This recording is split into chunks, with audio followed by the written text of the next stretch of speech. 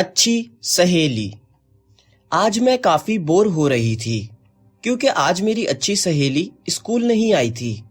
میں اپنی سیٹ پر خاموش بیٹھی تھی کہ ٹیچر کی آواز پر میں نے سامنے دیکھا مس کسی لڑکی کا تعارف پوری کلاس سے کروا رہی تھیں۔ اس کا نام مس نے سائمہ بتایا۔ ذہانت سائمہ کی آنکھوں سے جھلک رہی تھی، لیکن جیسے ہی میں نے اس کو اوپر سے نیچے تک دیکھا، وہ دو بیساکھیوں کے سہارے کھڑی تھی۔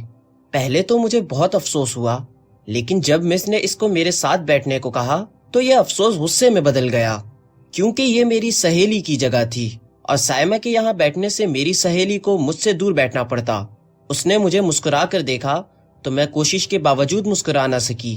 اس سے دوستی بھی نہیں کی جا سکتی تھی، کیونکہ نہ وہ میرے ساتھ کھیل سکتی تھی، نہ بھاگ دوڑ کر سکتی تھی، اور میں تو بہت متحرک قسم کی لڑکی تھی۔ میں اس سے دوستی کر کے بور نہیں ہونا چاہتی تھی۔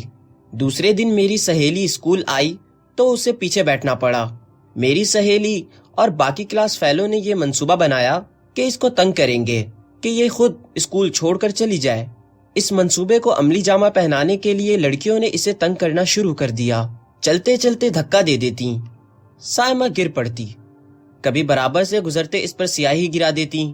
مجھے یہ دیکھ کر افسوس ہوتا، لیکن میں اپنے اس خیال کو جھٹک دیتی، یہ سوچ کر کہ اگر میں نے اس کو قبول کر کے اس سے دوستی کر لی تو مجھے بھی اس کے ساتھ ایک جگہ بیٹھنا پڑے گا اور میری زندگی کتنی بور ہو جائے گی۔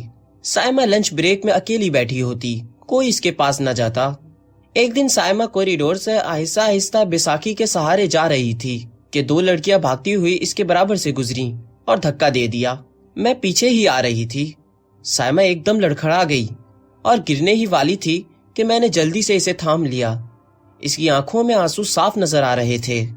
میں نے اس سے پوچھا کہ کیا ہوا تو وہ صاف ان لڑکیوں کو بچا گئی اور کہا میں لڑکھڑا کر گر گئی تھی۔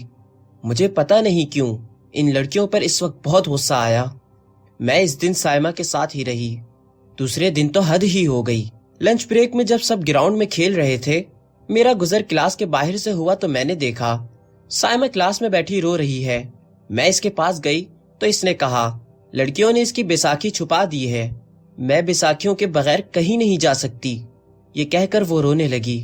میں اسی وقت ان لڑکیوں کے پاس گئی جنہوں نے سائمہ کو تنگ کرنے کا پروگرام بنایا تھا۔ ان لڑکیوں سے کہا اگر تم نے سائمہ کی بیساکھی واپس نہ کی اور اس سے معافی نہ مانگی تو میں سچ سچ ہر بات پرنسپل کو بتا دوں گی۔